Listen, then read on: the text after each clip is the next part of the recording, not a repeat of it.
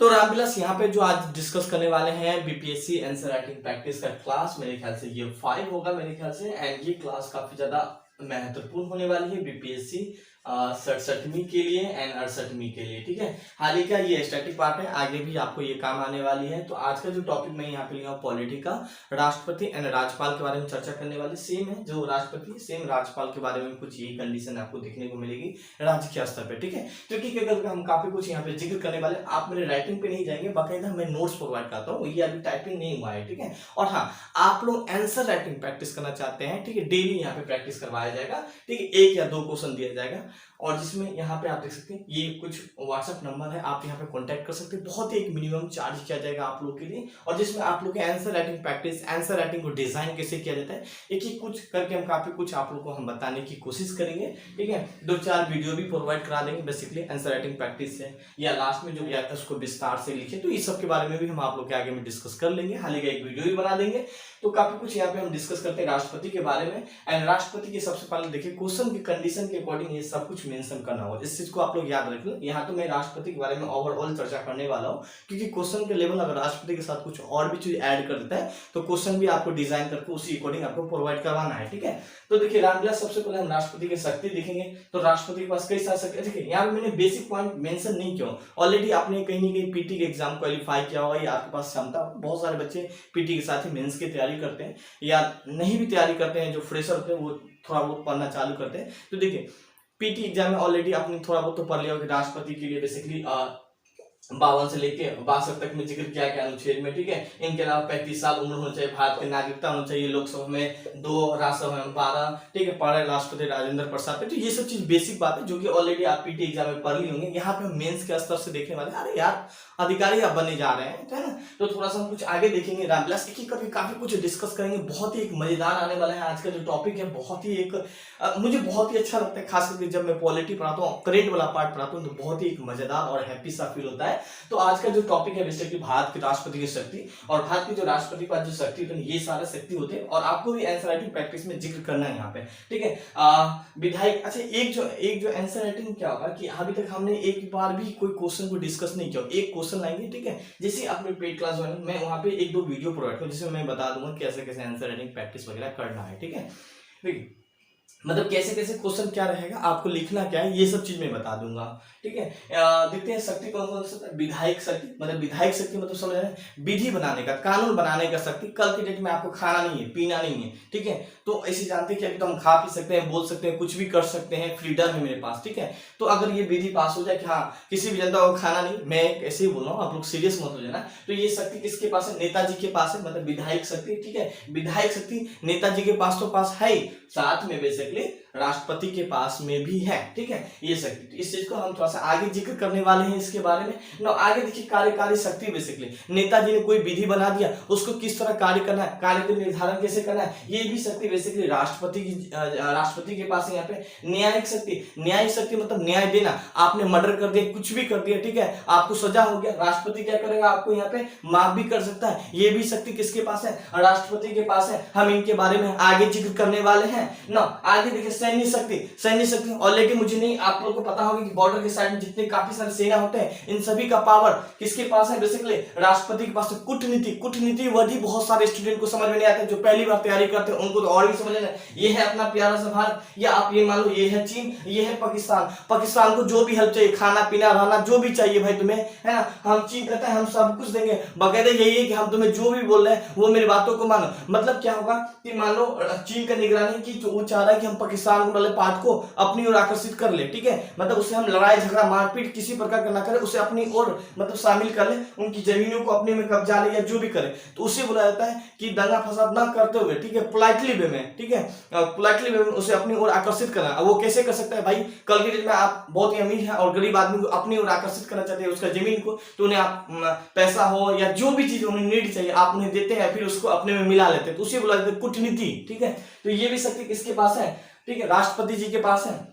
हाल ही का भी भारत कम नहीं है कूटनीति के मामला में ना। आगे देखिए यहाँ पे जब करेंट अफेयर आप लोग पढ़ेंगे तो ये वर्ड का बहुत ज्यादा चर्चा होगा, कूटनीति, आपातकालीन स्थिति। अरे आप बिहार देखो ना, बहुत ज्यादा इमरजेंसी लगा है, मतलब आप यहाँ पे ऑलरेडी आप में से तो बिहार के ही हैं, कुछ बच्चे ऐसे नहीं कि मेंस में सिर्फ बिहार के ही बैठते हैं, यूपी के भी बैठते हैं, झारखंड के भी बैठते हैं, इनके अलावा राजस्थान के भी बच्चे बिहार में बैठ जाते हैं, ऐसा नहीं कि नहीं है, ठीक है। तो यहाँ पे बात करने वाले हैं, क्या बात करना, आपातकालीन स्थिति। आपातकालीन मतलब मान लीजिए इमरजेंसी कोई लागू हो गया, ठीक है, मान लीजिए कोई आक्रमण हो गया भारत में, या आप देख सकते हैं भारत में बिहार में प्रशासनिक व्यवस्था सही नहीं है, तो ये सब जो शक्तियां हैं किसके पास है, राष्ट्रपति जी के पास है। हम आगे इनके बारे में भी डिस्कस करेंगे। बीटो शक्ति के बारे में हम आगे डिस्कस। बीटो शक्ति क्या होता है कि राष्ट्रपति के पास ये पावर, कोई भी कानून बनाए और राष्ट्रपति अपने जेब में, ठीक है, अपने जेब में रख सकता है। हाल ही का यहाँ आपको जेब दिख नहीं रहा होगा, कभी बड़ा डिस्प्ले लगाएंगे, कभी एलईडी टीवी लगाएंगे, डिजिटल बोर्ड लगाएंगे, तो वहां पे मैं सारा मेरा मतलब लगभग आधा तो दिख ही जाएगा, तो वहां जेब भी दिख जाएगा। तो ये बीटो शक्ति किसके पास होता है, राष्ट्रपति के पास होता है। सो हम आगे एक एक करके काफी कुछ डिस्कस करेंगे। यहाँ पे देखिए मैंने यहाँ बेसिकली काफी कुछ जिक्र भी किया हूँ, एंड आगे भी हम जब आप लोग को इनका जब नोट्स प्रोवाइड करेंगे ना, अभी हम नोट्स प्रोवाइड नहीं करेंगे, तब इन सभी के बारे में हम ब्रीफली में जिक्र कर देंगे, ठीक है। यहाँ पे देखिए विधायक शक्ति के बारे में 79 मतलब आर्टिकल 79 के तहत बेसिकली अगर संसद को बनाना है तो संसद के लिए क्या चीज चाहिए, लोकसभा चाहिए, राज्यसभा चाहिए, ये राष्ट्रपति चाहिए, ये तीनों चीज की जरूरत पड़ता है, ठीक है। तो इन तीनों को मिलाकर हम एक तरीके से बोल सकते हैं, इन्हें हम संसद भवन बोलते हैं, ठीक है। आगे बात करें, राष्ट्रपति के लिए संसद एक अभिन्न अंग बनाया गया है, इनके बारे में यहाँ पे हम जिक्र कर देंगे। राष्ट्रपति की स्वीकृति के बाद ही बेसिकली विधायिका कानून का अरे नेता कानून बना दिया, उस कानून का बेसिकली जो मेन है, जब तक राष्ट्रपति अपना साइन नहीं करेगा तब तक उस कानून का कोई वैल्यू नहीं होगा। तो बेसिकली इन्हीं के बारे में भाई राष्ट्रपति तो मान लीजिए कल के दिन में कुछ ऐसा कानून बना दिया अब जिससे काफी ज्यादा जनता परेशान है, ठीक है। तो राष्ट्रपति क्या करता है, हर चीज पहले देख लेता है, कानून सही है तब जाके साइन करता है, हाँ जनता के हित के लिए है तो जब साइन करता है। हाल ही का तो जो प्रधानमंत्री एंड उनके जो मंत्रिपरिषद है उनके सलाह पे तो उनको नहीं करना है, ठीक है, तब जाके साइन करता है ना। आगे देखिए यहाँ पे सभा में 2 और राज्यसभा में 12, कितना, लोकसभा में 2 और राज्यसभा में 12 सदस्यों को मनोनीत करने का अधिकार किसके पास है, राष्ट्रपति के पास है। यहाँ पे अध्यादेश जारी करने की शक्ति किसके पास है, बेसिकली राष्ट्रपति जी के पास है। एंड इनके अलावा भी और भी सारा पॉइंट है जो कि यहाँ पे जिक्र नहीं किया, एक समझाने के लिए बेसिकली एक ओवरऑल में यहाँ पे आप लोगों को जो मेरा मेन उद्देश्य होता है कि आप समझिए कि क्या क्या पॉइंट को आपको आंसर राइटिंग प्रैक्टिस में जिक्र करना है यहाँ पे, ठीक है। कार्यकारी शक्ति यहाँ पे देखने वाले हैं, अनुच्छेद 53 के अनुसार संघ के समस्त कार्यपालिका की शक्ति राष्ट्रपति के बेसिकली राष्ट्रपति के पास निहित होता है। और अनुच्छेद 78 राष्ट्रपति कार्यकारी संविधान में उनका 3 प्रावधान किया गया।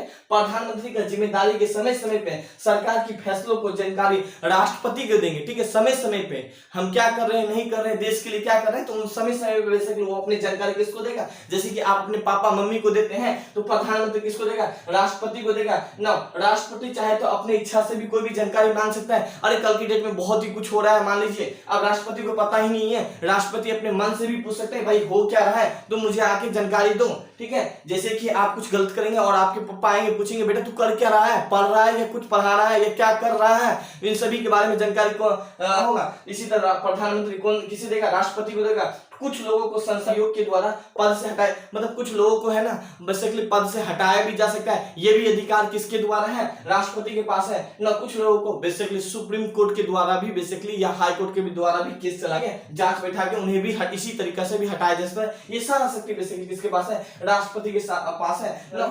न्यायिक शक्ति मतलब आप जानते हैं न्यायिक शक्ति मतलब सुप्रीम कोर्ट में न्यायाधीश का बेसिकली नियुक्त करने का भी अधिकार किसके पास है, राष्ट्रपति के पास है। यहाँ पे मृत्यु दंड अगर मान लीजिए सजा सुना गया उनका भी क्षमा करने का अधिकार राष्ट्रपति के पास है ना। सेना में अगर मान लीजिए किसी भी मान लीजिए सेना अधिकारी के ऊपर दंडनीय अधिकार दिया गया उन्हें भी क्षमा करने का अधिकार किसके पास है, तो ना। आगे देखिए सैनिक शक्ति के बारे में देखिए, तीनों सेनाओं का सर्वोच्च बेसिकली राष्ट्रपति होता है, अध्यक्ष है, ठीक है। सेना का तीनों सेनाओं का जो अध्यक्ष है उनका नियुक्ति कौन करता है, राष्ट्रपति करता है, ठीक है। युद्ध और शांति की घोषणा की शक्ति किसके पास है, राष्ट्रपति जी के पास है ना।